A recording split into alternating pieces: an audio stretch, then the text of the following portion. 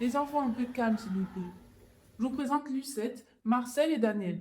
Ils avaient 10 ans, comme vous, en 1944, et ils vont partager avec vous leurs souvenirs de la Seconde Guerre mondiale.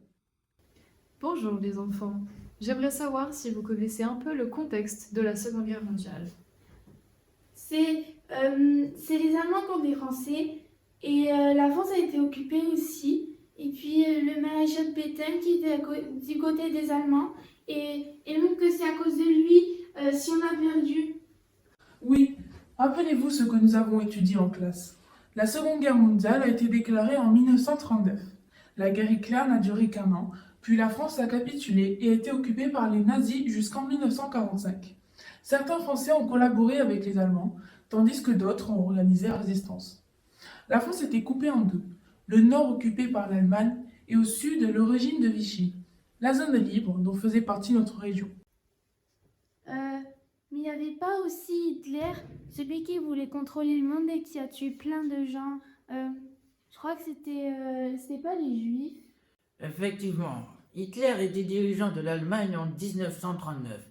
Il était antisémite. Il voulait exterminer toutes les personnes qui pratiquaient la religion juive.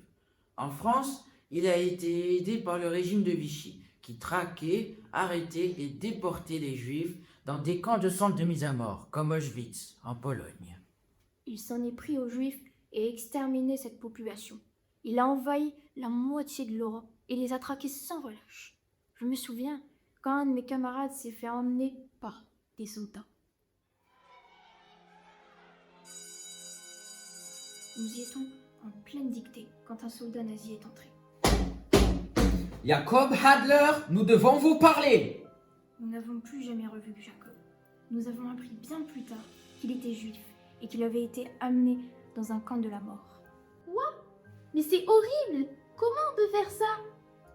Certaines personnes ont beaucoup de haine et ne la maîtrisent pas. Ils sont capables des pires horreurs, mais tous les humains ne sont pas mauvais. Certains ont protégé des juifs, vous savez. Et vous? Vous avez caché des Juifs? Oui, mes amis ont caché un petit garçon juif. Le jour où je suis arrivé à Cruscade, j'étais seul. Ma famille était restée dans le nord de la France et mes parents m'avaient envoyé dans le village de ma tante. Mais quand je suis arrivé, on m'a dit qu'elle avait été emmenée elle aussi par des soldats. Alors, la famille d'un mécanicien m'a accueilli au village. Ils connaissaient la sœur de ma mère et étaient ravis de pouvoir m'aider. Mais il fallait être discret. Je ne devais pas me faire remarquer. Leur deuxième fils avait le même âge que moi et nous nous sommes très vite bien entendus. Il s'appelait Marcel. Plus tard, j'ai rencontré Lucette, une charmante jeune fille très sûre d'elle qui adorait me poser plein de questions. Mes parents étaient antisémites. J'avais peur qu'ils apprennent l'existence de Daniel car ils pourraient le dénoncer aux nazis. Pour moi, c'étaient des gens dangereux. Ils étaient riches et connus dans le village. Dans la salle à manger, sur la cheminée, mes parents avaient posé la photo du maréchal Pétain. Ils avaient demandé à un photographe de prendre un cliché de notre famille à côté de ce portrait, mais j'avais refusé et je m'étais enfuie de la maison. Quand les Allemands sont arrivés, sous le régime de Vichy, mes parents pensaient qu'être à leur côté leur assurerait un avenir. Je ne voulais pas de cette sécurité, je voulais aider mon ami et la résistance car j'aimais et j'aime encore mon pays. Je me disputais très souvent avec mes parents. Souvent, je prenais la fuite et je me réfugiais chez les parents de Marcel. Waouh, c'est incroyable! Mais qu'est-ce qu'ils faisaient tes parents, Marcel, pour la résistance? Mes parents préparaient l'avenir. Ils écrivaient des journaux clandestins pour la résistance et dessinaient des tracts à distribuer dans des boîtes aux lettres. Ils n'avaient jamais eu le temps. En plus de travailler pour la résistance, ils devaient élever 5 enfants, plus un autre qu'il fallait cacher. Je les adorais, surtout sa mère. Elle nous racontait un tas de choses qui nous faisaient part de ses opinions sur la guerre. Elle était contre la collaboration, contre l'aide aux Allemands et contre la traque des Juifs. Elle est toujours restée attachée aux valeurs de la République. En secret, je rêvais d'aider pour la libération de la France. Est-ce que vous avez fait des actions pour la résistance? Oui, nous voulions aider le plus possible. Notre première mission consistait à distribuer des tracts sur la résistance dans les boîtes aux lettres. Les Durand nous avaient expliqué que les agents de liaison devaient être très discrets, ponctuels et rapides. Il ne fallait surtout pas se faire repérer, ce qui me faisait beaucoup stresser, car les nazis pouvaient m'arrêter. C'était dangereux, mais travailler pour la résistance était la plus grande fierté que j'ai jamais eue. J'étais tellement contente. À côté, les garçons n'en mettaient pas large, ils étaient effrayés. Nous avons fait la distribution à vélo et au final, ça s'est bien passé. Vous en avez fait qu'une? Non, c'était de petites actions de temps en temps. C'était quand même assez dangereux pour des enfants. La résistance aidait les prisonniers de guerre, récoltait des renseignements, prévoyait des sabotages et des évasions et fournissait une aide précieuse aux Alliés. La résistance envoyait des enfants faire quelques missions, car ils étaient moins repérables que les adultes. Avec nos vélos, nous faisions comme si nous nous baladions pour repérer les mouvements de troupes allemandes sur la route principale, tenter le passage de chars blindés ou de camions de soldats allemands, et rapporter ces informations à mes parents, qui transmettaient aux maquis et préparaient les attaques et sabotages qui affaibliraient l'occupation nazie et faciliteraient la libération du territoire. Merci beaucoup Marcel, Lucette et Daniel pour ces témoignages. J'ai encore une question. Comment ça s'est passé après? Je veux dire, quand les nazis sont partis et quand tout le monde a eu terminé de se battre. Il a fallu tout reconstruire. De Gaulle est devenu le nouveau dirigeant et les collaborateurs de Vichy ont été jugés. Il a fallu rétablir la vraie République.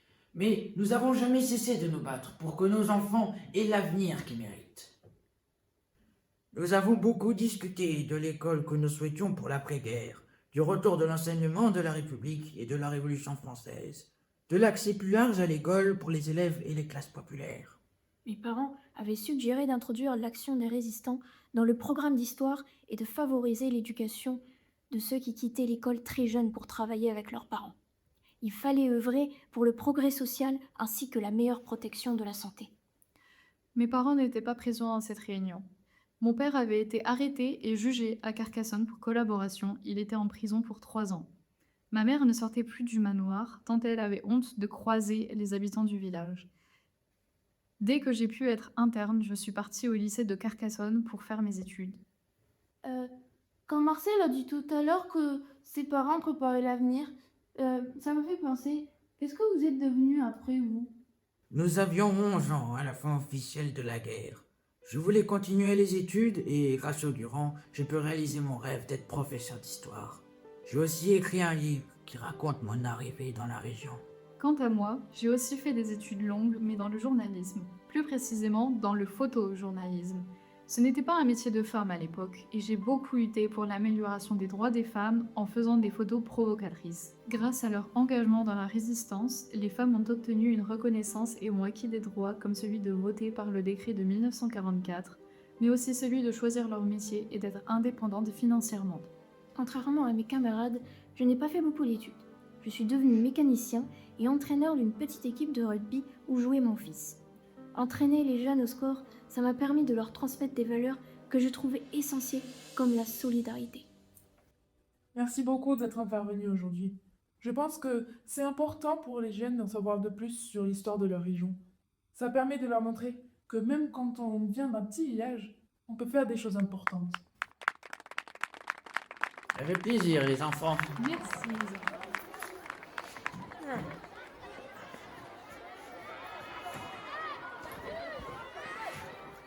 Nous aimons montrer aux enfants que tout peut être accompli quand on s'unit pour une cause juste. Continuer à leur inculquer des valeurs, surtout la tolérance. Les gens ont tendance à oublier que ceux qui sont différents sont comme humains comme nous. Nous devons raconter l'histoire des anciens pour pas qu'elle soit oubliée. Nous ne devons pas oublier ce qui se passe lorsque l'humanité est désunie. C'est ensemble que nous pouvons dessiner l'avenir. Tu ne sais même pas tenir un crayon à toi. Heureusement qu'on ne te laisse pas dessiner toi-même. Sinon, l'avenir serait un gribouillage.